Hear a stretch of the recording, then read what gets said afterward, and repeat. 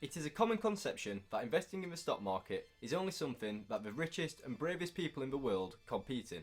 The industry is drowning with misinformation, which often leads to beginner investors being taken advantage of.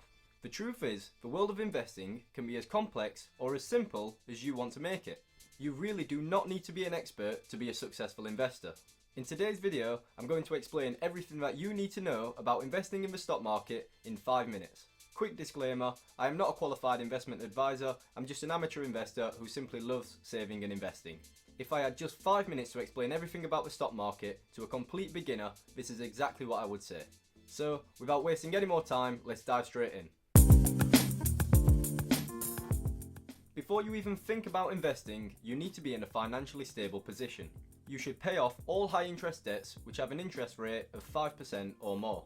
Student debt is an exception to this, as its repayment circumstances are unique to other debts. Once you've done that, you need to start saving money, and as much of it as you can.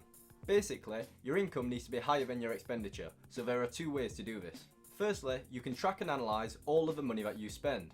You need to find out where you can cut back on unnecessary purchases or find better deals on your monthly bills. The more ruthless you are, the more money you will be able to invest, and the faster your money will grow. Secondly, you can try to improve your own skills or experience to try and increase your income. There is no better investment than investing in yourself, so do everything you can to do so. Trying to further your career or starting a side hustle are both good methods of increasing your income. Once you've started saving money, you should start to build an emergency fund to give you a safety net to land on when unexpected payments arise. I recommend that this should be 2 to 3 months of your monthly wage. Something to consider is that you're probably already investing in the form of your pension. The money that you invest in your pension plan is also likely invested in the stock markets. To make the most out of your pension, make sure to match any employer contributions that they offer, as this is literally free money. Also, make sure to choose where your pension savings are invested. You can do this by contacting your pension provider.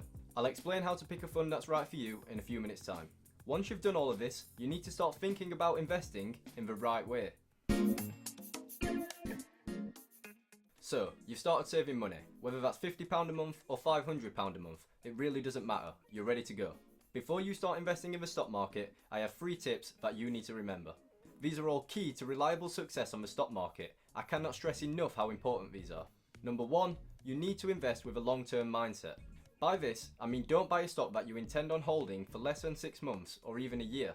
Trying to guess what the market will do tomorrow, next week, or even in a month is pointless. The longer your investment horizon, the higher your chances of success. Number 2, only buy low-cost ETFs and index funds. This is academically proven to be more successful than picking individual stocks over the long term. You need to get this into your head as soon as possible. Stock picking is hard, really hard. Some would say that it even comes down to luck. And yes, I know, your friend may have bought that stock in a company that doubled in a few months. But these stories are not representative of what your overall returns will be. It's hard to believe that buying the entire market with an index fund is better than picking individual stocks. I know it sounds crazy, but the academic research has shown that it is incredibly difficult to outperform the market. Don't try it! And finally, number 3, do not sell when the market drops. The stock market is literally like a roller coaster. It's going to go up and down, and it's going to feel both exhilarating and terrifying if you're on board.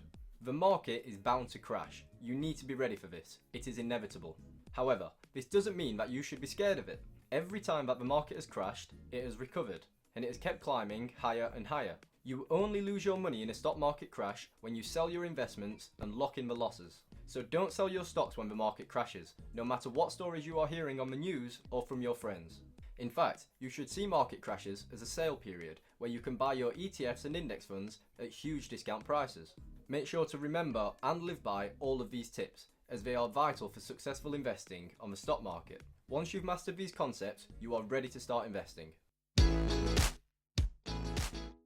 First of all, you need to choose an investing platform to do your investing on.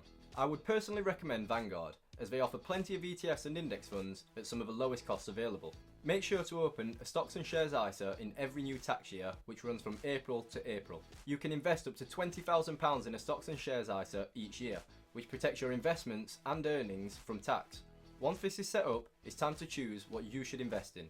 There are generally 2 types of securities that you can invest in, stocks and bonds. Stocks are generally more risky, but have relatively high expected returns. Bonds are generally less risky, but have relatively low expected returns. Adding bonds to a portfolio will normally smooth out the ride on the roller coaster.